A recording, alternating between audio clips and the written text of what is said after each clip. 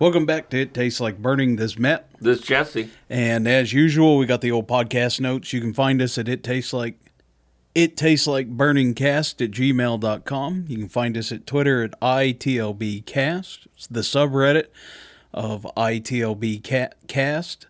And if you feel real special and awesome, you can support us on Patreon at It Tastes Like Burning, and we'll send you some stickers and maybe at this point even a special personalized poster. We'll do something there. Yeah, we'll find someone. And what we really need to do is throw up some like unedited content up there on the Patreon of us saying all kinds of obscenities and stuff, and just have George Carlin come on. Well, you know, the incredible thing in this podcast is that I could make George Carlin blush, and my typical vernacular is not nearly as complex or long. I particularly focus on a lot of four-letter F words. That are sentence enhancers. Right. And I've managed to have, we're probably, a year. I know we're past a year on this, and I still haven't managed to speak like I normally do. So as far as I'm concerned, that's an actual life goal achievement. Yeah, you could deal with some kindergartners. No, but no. We'll leave it at that. This podcast is going to be kind of just like a random soup one. We sat here, we had someone kick in the door, and we ended up talking for a while, and we don't have a real good thing to just kind of ground pound, so we're just going to be all over the place on this. But I do want everyone to know that we're in Texas. And I know everyone thinks it's hot where they're at. I will personally pay for your trip to come here and tell me how much hotter your place is than ours. And I'll just give you my bunker gear, and I'll personally just make sure that you stay active. And all expensive one-way trip here. Yeah. Believe it or not, a few weeks ago, I took a vacation to the Mojave Desert, and it was nicer in the Mojave Desert than it was in Texas. That's insane. The weather that we had here. So we had a pretty mild spring and summer. Mild spring and then summer cartwheeled in. And we had these freakish weather conditions where we were 60-70% humidity, but 105 degrees. And I mean, I know for a fact that one day I saw, and I was working outside that day, because there was a point there where I was like, man, this is not awesome. What the hell is going on? And the temperature was 104, and it was 66% humidity. And the heat index was 134 degrees. Yeah. And the following day wasn't any better. So just imagine you're in his pants. That's where you're at. Running laps. Yeah, you've got the swamp ass from Satan. Yeah, it's just brutal here. And you'll get Texans. I always tell Texans this.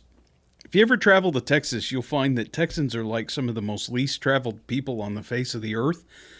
And somehow there's basically Texas, and then there's like what's known as the rest of the United States is actually just the East Coast, and then nothing else exists. And you'll never find Texans that have actually gone anywhere else on this planet. So they don't really actually understand that they arguably live in the worst weather in the world. When literally the storm clouds try and chase you and kill you. And those come from the west, and those are tornadoes. And then you got other storm clouds that come off the Gulf, and those are hurricanes. They try and kill you. And between that and the insects, they try and kill you, but at least it gets hot and the humidity's high. This area sucks, man. It tries to kill you. It just sucks. The only thing Texas is worth a crap with is its food and people. And if the people ever actually left the state, they'd realize that living here is a place where basically rodents should have sex, and that's about it. Then we should get the hell out of here. Oh, by the way, we also have good taxes. So it makes it a little easier to live here. Yeah. So I got a little thing we can jump off into. So we're at the station the other day, several guys hanging out, and we catch a call, and then all of a sudden, one of the young guys has got this, like, let's just call it 25-foot long hook with a sheetrock hook on one end and a 4-foot solid steel sphere on the other.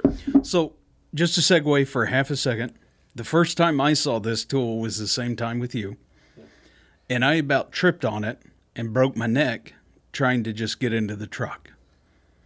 So, I may or may not have said some encouraging statements and words about said tool while it was laying on the floor, and the individual that owned the tool may or may not have been excited about what I said about the tool.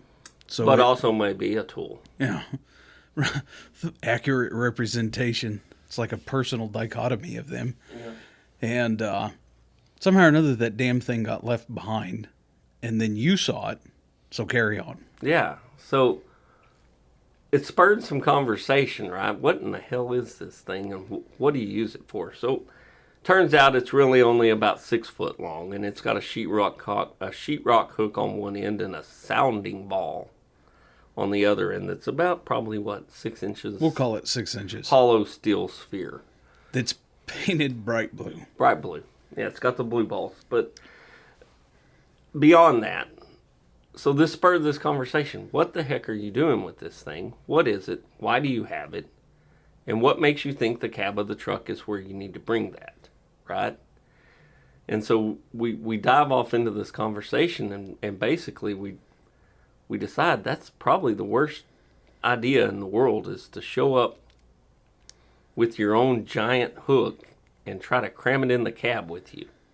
Yeah, I don't know. I talk about how we're a well-funded department, and I like to think that we have lots of tools on the truck. I don't really know what bringing your own only Golden Woodchuck, presidential approved fire hook's going to do for you in the long run. It's, needless to say, it makes you unique. And I'm not a big fan of unique. So, Jesse, right now, we have maybe a Flyer 12 in our little podcast studio one. And I've got the electric fly swatter, which is not near as good as a regular fly swatter, because you got to swat them out of the air, and that's when they're the most agile. Right. So it moves air, it makes it cooler, right? Maybe. Sometimes. But that's one of those things. I don't know of a lot of departments that allow guys to just show up with all these random, the stuff in your pockets is one thing, and it your radio strap, some of that stuff, that it is what it is, right? But my thoughts are, if you're going to have this giant tool, it needs to be mounted somewhere. It doesn't need to just be flailing around in the back of the truck to shish kebab everybody back there before we get to where we're going. Do your own personal reenactment of Captain Ahab and spearing the white whale. Yeah. And for this example, I'm the white whale. Yeah, so it just doesn't seem like the best idea in the world. So if you're sitting there and you're wondering, wow, should I buy a 47-foot long pike pole and carry it with me? The answer is probably no. Yeah, don't do that. Yeah, don't do that. And if you do that, here's a real novel concept. Where are you going to keep it? I mean, it's not like everyone buys a personal set of samurai swords for on scene and we just carry them around in the cab of the truck. I'll just get my own Homatro tool. Just with a backpack strap. How about that? Yeah. Put it in your lap. Yeah. It seems like a great idea. So that it's FOD, right? At the minimum. Yeah. Or realistically, the mechanism of my death. Yeah, possibly. Yeah, nothing like some blunt force trauma to the above the shoulders area by a giant blue ball. Yeah, that's what's going to be inscribed in your gravestone anyways. Well, it's going to be sticking out the top of the casket. So. Died from blue ball. Yeah. You'll be that guy or gal. Goes down in history. Yeah, there's no escaping that. Yeah. Got impaled by a giant blue ball. But it's I don't know where the thought process bounces off the rails that somebody thinks that's the greatest thing. And it may be the greatest tool in the world. And if it is, then we need to mount some of those on the truck, right?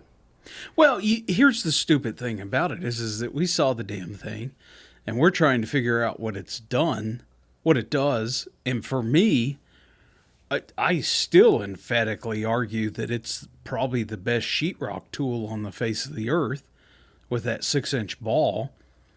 I think it would just be absolute hell on sheetrock. That said, the old sheetrock hook's pretty good at that. Yeah. I've managed to pull, I don't know, at least a panel or two of sheetrock with that hook. It manages just fine. And I think it's just at the end of the day, they're trying to take something that's, for lack of better words, old and busted and trying to make it hot and new. Yeah. I mean, the old sheetrock hooks, realistically, been around since what, 1920? Yeah, a while.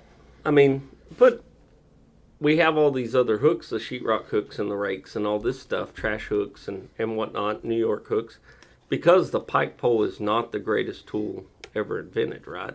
No, I absolutely hate the pike pole. I have no problem saying that. Yeah, the pike pole is not the best tool ever invented. It'll do the job, and everybody's got 42 of them, but it's not the best tool for the job most of the time, right? So there's probably a place for that thing. It probably is useful. We don't know. We've never tried it because we couldn't get past the way that it was presented. Yeah, making fun of the individual that had it. Yeah. Oddly enough, we hadn't seen it since then either. Yeah, no, it's mysteriously vanished. But the other thing is, guys, unless your department's broke, and if it is broke, buy the tool and donate it to the department. Don't just show up and, this is mine, I'm going to use it, kind of mentality, because that doesn't help your department at all. All that's going to do is make you ostracized and over there in the corner. Yeah. Well, it starts the great debate. What's the tool at that point? Yeah. Yeah. So, the individual or the tool? Speaking of the Hamacho, you and dive off into that and just have a little discussion about that? Sure. Yeah. Because that's actually pretty interesting. I posted on the old, what do you call it? Twitter, the Musk one, yeah, about randomly that this happened the other day, because it's not normal, but we see a lot more problems with the lithium batteries in general. Like, we went to a business on fire here a few months back, and it was a Milwaukee battery on a charger ride, and it's caused us to change how we charge batteries, how we leave them around. Here at my business, we don't leave batteries on chargers anymore because of those handful of incidents. We had an incident with a Hamacho battery, which... Yeah, the irony in this story's absurd. So, I didn't know there was a recall, but my captains knew there was a recall. So, this tells you how good our department is. The captains went ahead and started to fill out all the paperwork for the Hamacho battery recall. I had no clue. Awesome. Fine. I don't need to know. I really don't. So, a few days go by, and I see an email that's attached to me of Hamacho battery recall paperwork filled out. And there's like a rep in there, and there's me and some other people, and on and on. So I go ahead and ask the captains. Just happened to see him by chance. I ask him about it while I'm at the station. 3 hours later, we get toned out to a structure fire. And it's at a facility. Turned out it was just an AC belt that had burned out. So one of the other mutual aid departments walks by to the engineer and tells him, hey, your truck's on fire. Of course, he Kung Fu Panda rolls over there and grabs the charger and the battery and yeets it off the truck, and eventually they get a bucket of water and they submerge it. which is debatable on what you do with an actual working lithium fire, because every YouTube video I've ever seen on a lithium fire shows that you shouldn't probably be smothering it in water. But it wasn't on the truck anymore, and quite frankly, we don't care at that point. Yeah. We had a working lithium-ion runaway fire sitting in one of our trucks. Called the rep, and the rep ends up sending me like 4 other pictures of other departments also during this week that have had the exact same problem. Now, one thing, yeah, it was Hamatro. Guys, I can't tell you how awesome the Hamatro stuff is. And they've been fantastic. Oh, yes, it died. You gotta fly. If you heard, I hope to God that got caught in the background. The pop. One fly down, 47 to go. Hamatro's great. They've been great to work with on this. So by no means is this a negative thing on Hamatro. Every manufacturer makes something, and they just have some design flaws in it, and it bites them in the tail feathers. You can ask Boeing or anyone else about that. And that's why I preface this with the Milwaukee battery fire, right? Right. So this isn't cheap Chinese. This isn't, the happy massager from the Amazon. Depths, from Amazon. This is reputable stuff, right? This is highly expensive, specialized, purpose-built, good parts. Right. And it did. It had a design failure in it. When I was talking to the rep, I kind of told him the general setup for the scenario.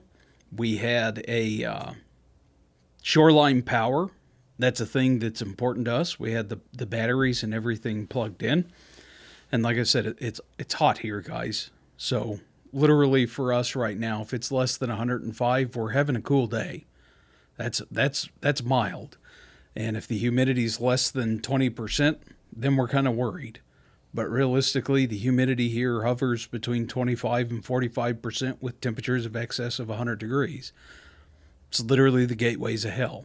Anyways, shoreline power, so the battery's going to be warm from that. Truck's on scene. Compartment's exposed to the west where the sun's at. It's baking in the sun. And the battery cooks off, has a thermal runaway. Explain that to the rep. He says it has nothing to do with that. He says it's a design flaw in the battery. He said, I can guarantee you, if we cut open the battery, I can show you exactly where it's failed at, and it's going to be the same place everywhere. Just bad luck. Yeah. And Hamatro's been fantastic on the back end of this. And, yeah, I mean, don't get me wrong. Next thing we're buying, next time we buy extrication tools, we're going to be getting the Hamatro Pantheons, which is also fantastic. If you haven't had a chance to play with those, do it, because they're incredible. But yeah, we could have very easily had a whole fire truck burned down in a damn station because of the new tech. Yeah. So then we discussed it and talked about how maybe we don't need to have these things sitting on the charger 24/7, 365. Maybe we don't need to leave them in that state, because every time it comes on and off of shore power, it's recycling that charger and chewing up life of that battery. Well, right. I mean, let's just go through the basic life cycle of a battery. So those batteries are designed to have 1,000 charge life cycle. Okay? But let's look at what that looks like on a fire department. The truck's sitting in the station on shore power. Truck gets started to go on a call. Shore power is disconnected. Battery's no longer charging. You go to a call. You never use the batteries. You never use the extrication equipment. You come back to the station. You plug it back in.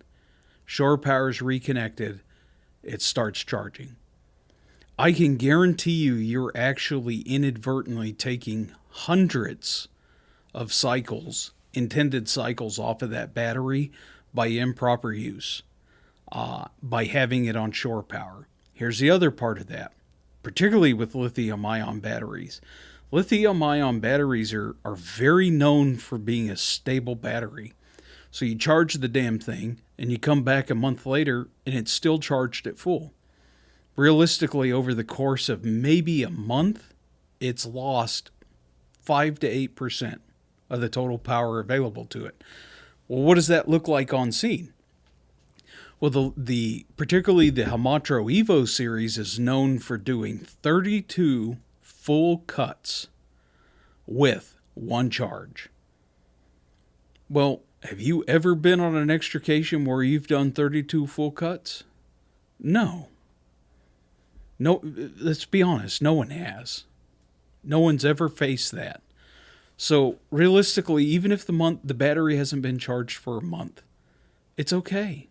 It's perfectly fine. It's going to be sitting at 92, 95% power. You're going to go out there, go be the hero, go save the day. With your 30 cuts and versus 32. Right. And you only needed to do 5 or maybe 8. And when you come back, you're going to take the freshly charged battery, put it in there, and you're going to put the used battery on the charger. And it's just a practical thing.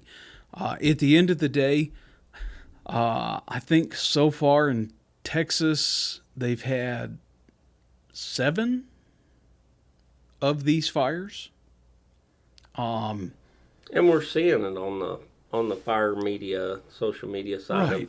of PPVs and chainsaws and all these other things Right. having the same problem. I personally have seen the Hamatro battery, DeWalt, Milwaukee. On social media, there was a Makita. Yeah, it's all of them, and it's just the nature of adapting to the new technology and stop thinking that. Basically, it's you need to actually understand the tools and the equipment before you install it on your truck.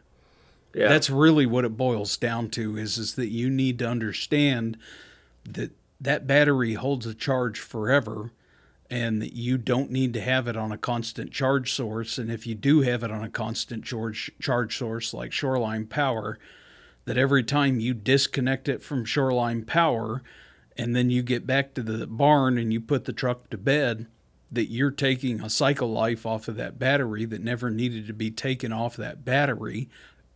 And then it gets compounded by you're actually building that false memory into the battery. Yeah. It's not your dad's NiCad battery, right? Right. It's not even the same, remotely the same thing or the same technology. And I think it's, as we see more and more in this happening throughout the country and stuff, I don't remember where the department was, but it was a PPV van and it cooked the back end of this truck off in the station. They were pretty lucky that it got handled before it took their whole station out, Right. much less the entire truck. But it burned everything in that rear compartment, basically scorched it because this battery on this fan. Right. And we have those fans too. Sure. I don't think that our misuse of the products is a reason to turn our back on the technology. I think that the usefulness of the battery tools far outweighs the risk of the battery issues. I think if we change the way that we handle and use the batteries and charge them specifically, I think we can mitigate a lot of that risk, because I think the risk of the gas can and all that stuff is way higher.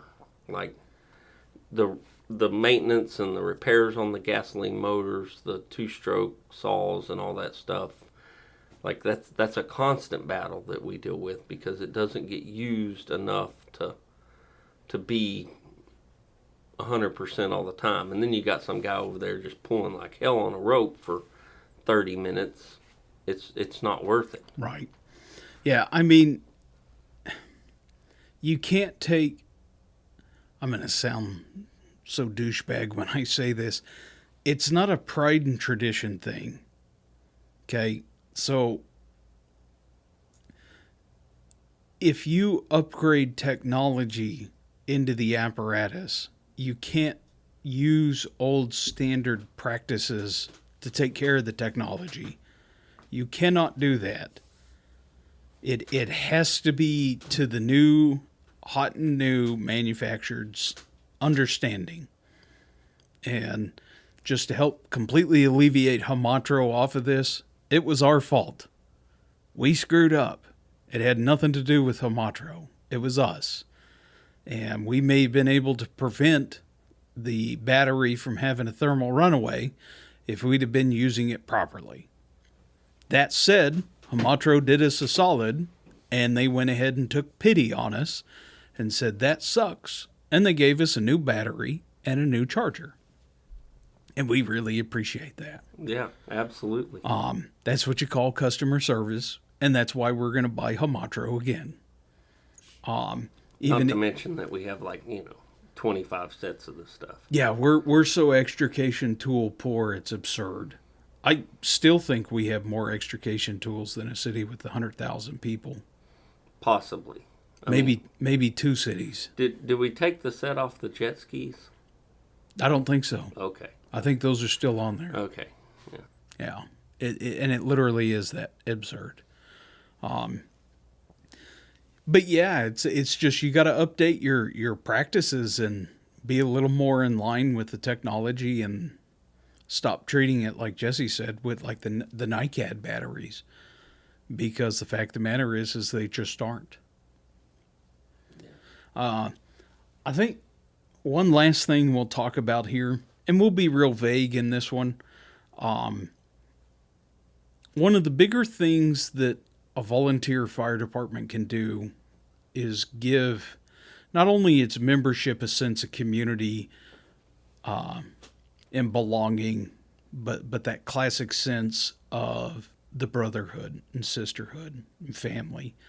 And very generally, we had a member, his girlfriend had a bad accident, and it's really cool starting to see the department kind of embrace what can we do. And I'm not saying that you don't see that in other places, but particularly with our organization, and it helps, we're a little bit bigger, that you have people coming out of the woodwork offering to help. And you don't necessarily see that in other places. Now, you may get the pity statement of, what can I do to help you? But realistically, that's an individual. And they may be, I'll be mean when I say this. They're saying it not necessarily out of the will or the desire to do anything, but more out of the social etiquette of, I have to say something like that right now, so I'm going to say it. And realistically, what can one individual do in a major event in another person's life? And I would argue very little, but an organization can do a lot. And that's something that's really cool to see kind of coming together in our own organization is you have a member, there's a need, and for lack of better words, the wagons are being circled. What will it look like in the long run? Shoot, I have no clue. But there's some really good things already coming into place. Yeah. One more thing I think we ought to touch on is with all this heat here in Texas, it's wildfire season. It's getting there fast, right? We're getting there right now. It's been nice and green through all this heat. I think our big limiting factor is that we've had rain in North Texas, but we haven't had rain here. Yeah. We've skirted all that good wet stuff, and a lot of the state is starting to turn, and it's getting to the point where you're seeing fires pop up on the map, and they're all over the place, and it's just a matter of time before they're in your backyard and they're part of what you're doing. And even through the fourth holiday, with the fireworks, it was relatively light on the number of firework caused fires that we actually ran on. There wasn't just droves and droves of them, but you could definitely tell that it was upticking, and then we're a couple week out from that, and I can see the range conditions are changing dramatically. Yeah. In the last week, and with that, if you're part of the Texas guys that are the listeners to this, it's time to get the old truck out, make sure the tires are aired up, and the pump motor has fresh oil in it, and all those things. Check your air filters. That's a big one. That blows my mind how many brush trucks I see with, absolutely impacted air intakes and air filters. Just Christ, go fix that. Yeah, it's time, and this time a month from now, we're gonna be busy. Yeah, really busy, and I just wanted to throw that out there for our Texas folks. It's time to start thinking about it. It's amongst us. Yeah, and right on the truck. Don't be like all those fools that go out there and beat the fire to death with a mud flap. Yeah. Ride that truck, ride it into the sunrise, and ride it back in the sunset. Yeah. Don't be ground pounding. Yeah, you'll never convince me. I've always wanted to try and demonstrate this with the U.S. Forest Service. Take like whoever the head of the U.S. Forest Service is, and light them on fire. And then next to them, they have a mud flap or a bucket of water. I'm not saying, douse them in diesel and light a shoelace on fire. Yeah, not murder or assault, but just get their attention. Are they going to use the mud flap or the bucket of water? Yeah, I'm sorry. Use water. Yeah, and leave your leaf blower and your rake and your hand trowel at the house.